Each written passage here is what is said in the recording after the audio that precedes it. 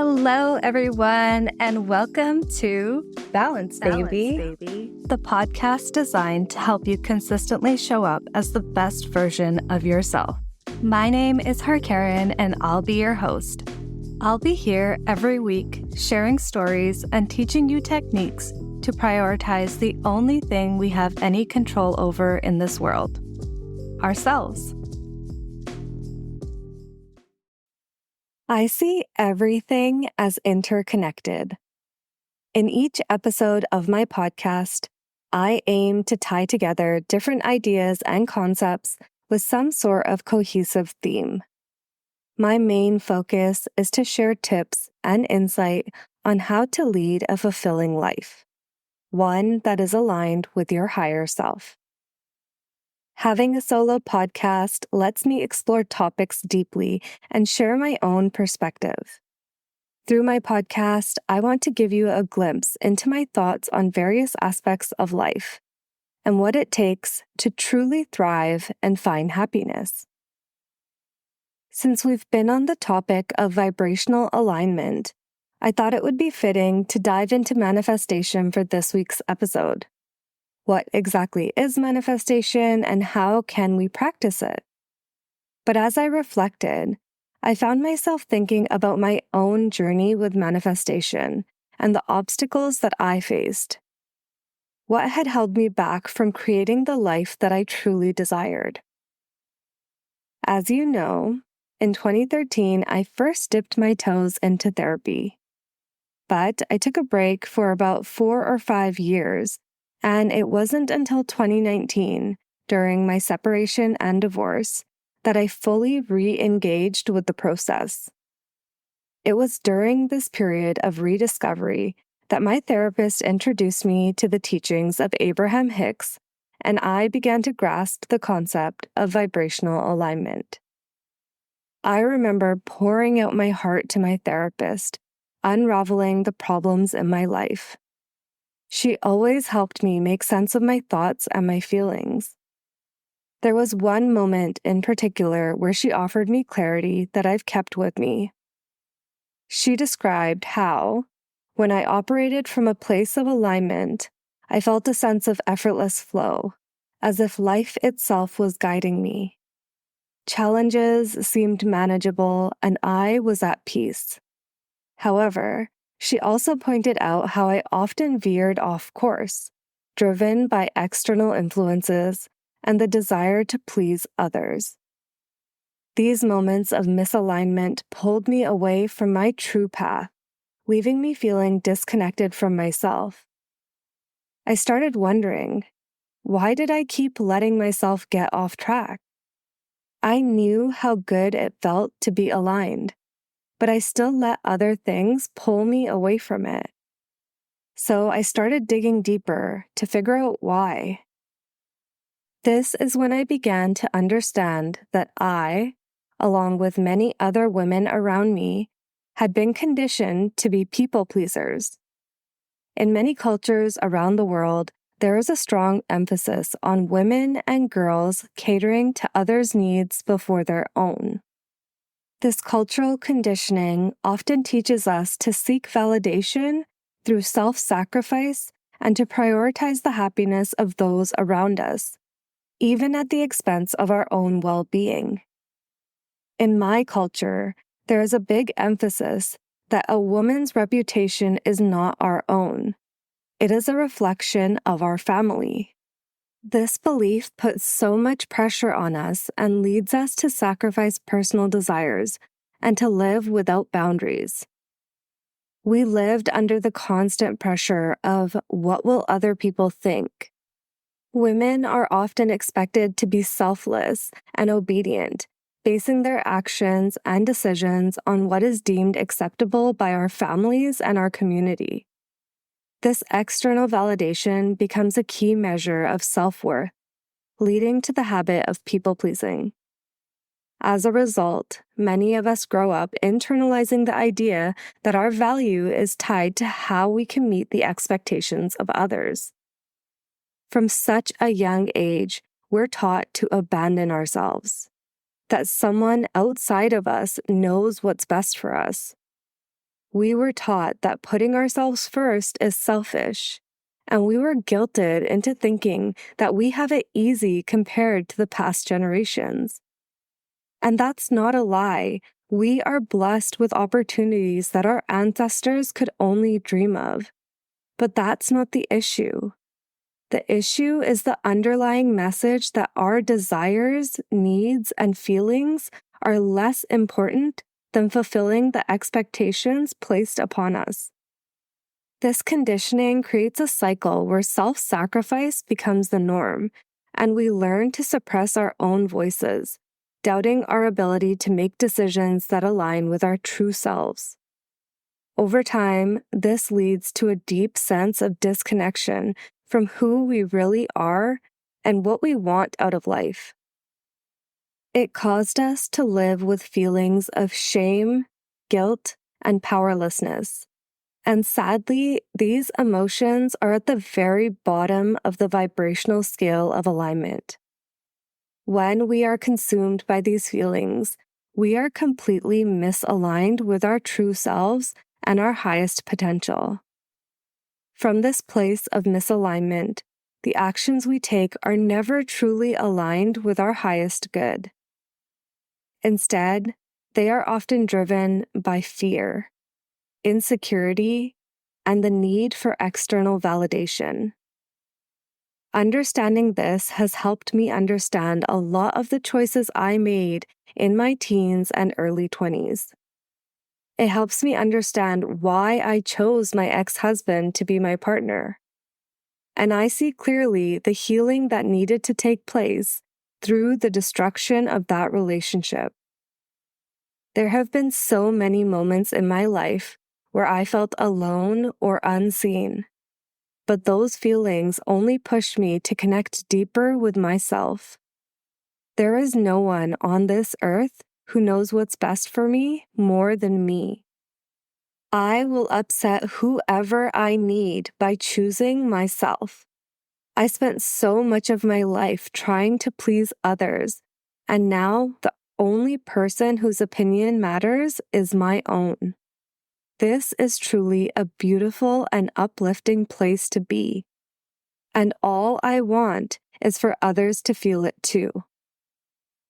Something truly magical happens when you recognize the beauty of your own energy. When you stop trying to dim your light and allow yourself to shine unapologetically. There is a beautiful wave of positivity that radiates from you. The same people who once tried to put me in a box now embrace who I am showing up as. Those who once sought to dictate how I should live my life can now see that I'm ever expanding, constantly evolving, and there's no turning back. It demonstrates the transformative power of self-love and self-acceptance. Sometimes I wonder, who would I be if I was allowed to shine brightly from the beginning? If I was taught self-love and self-worth? But dwelling on the past won't change anything. And if I didn't go through all that I've gone through, I would not be me. And I love this version of me. I have taught myself how to live in vibrational alignment with my highest self. And it feels so much sweeter because of all the struggle I had to overcome to get here. From this place of vibrational alignment, I can attract into my life the people and experiences I desire. And that is the key to manifestation. That is the very important point that is missing from most social media posts about manifestation. It's not just some buzzword. It's not a magic phrase that you repeat 3 times over 3 days to get what you want. It is when you create your reality from a place of vibrational alignment with your highest self.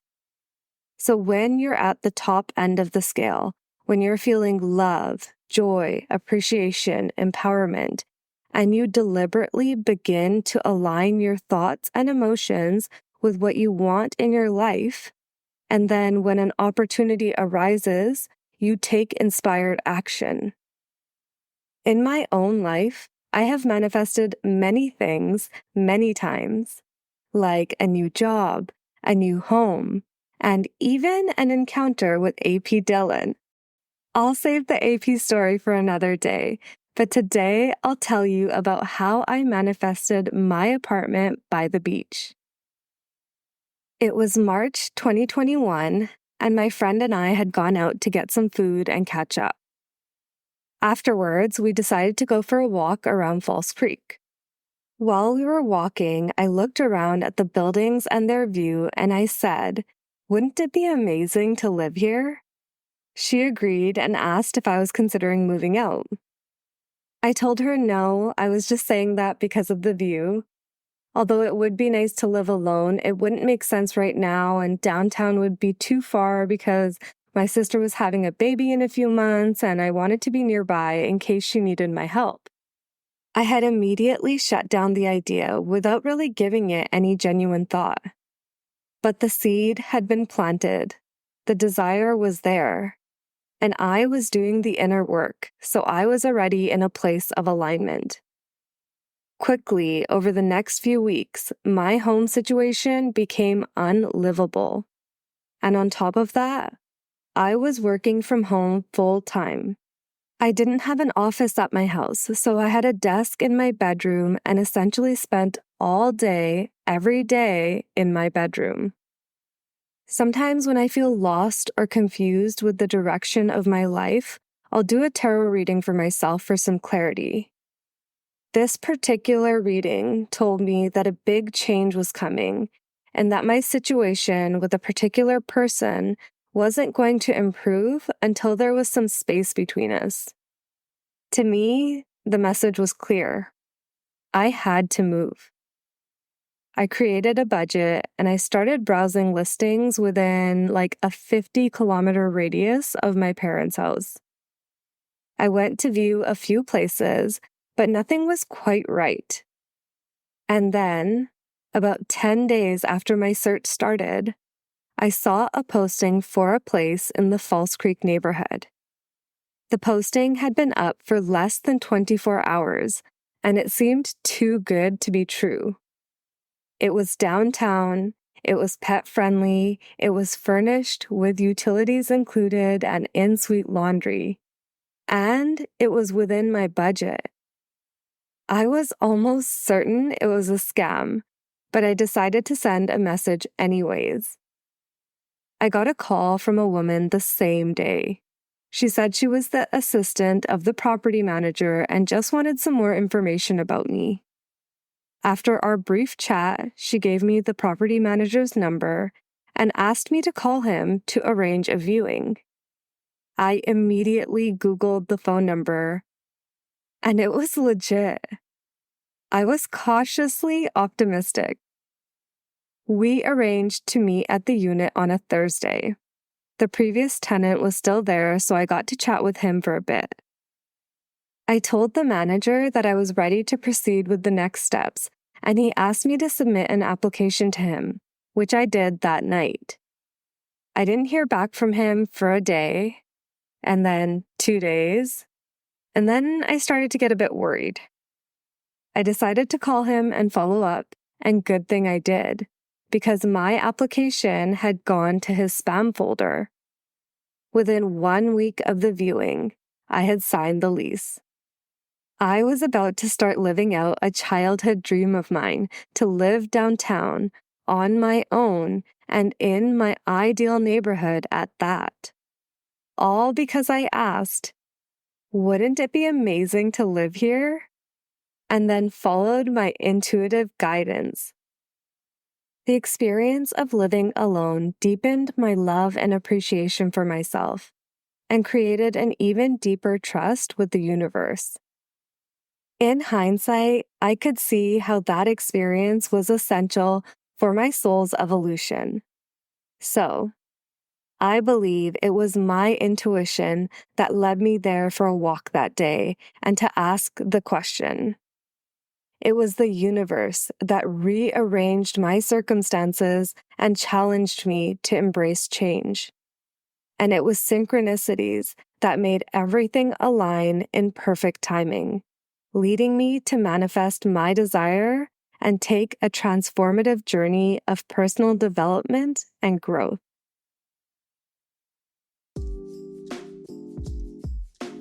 Thank you so much for tuning in to my 7th episode of Season 2. The journey to self-discovery and authenticity was not an easy one. It involved unlearning a lot of cultural conditioning that shaped my early life.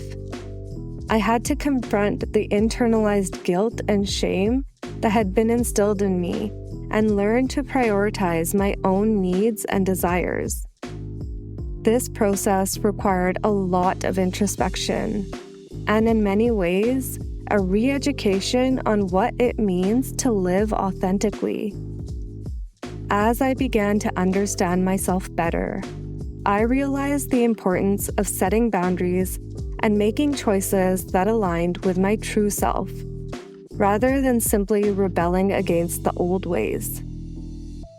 This shift in perspective was crucial for my personal growth and well-being.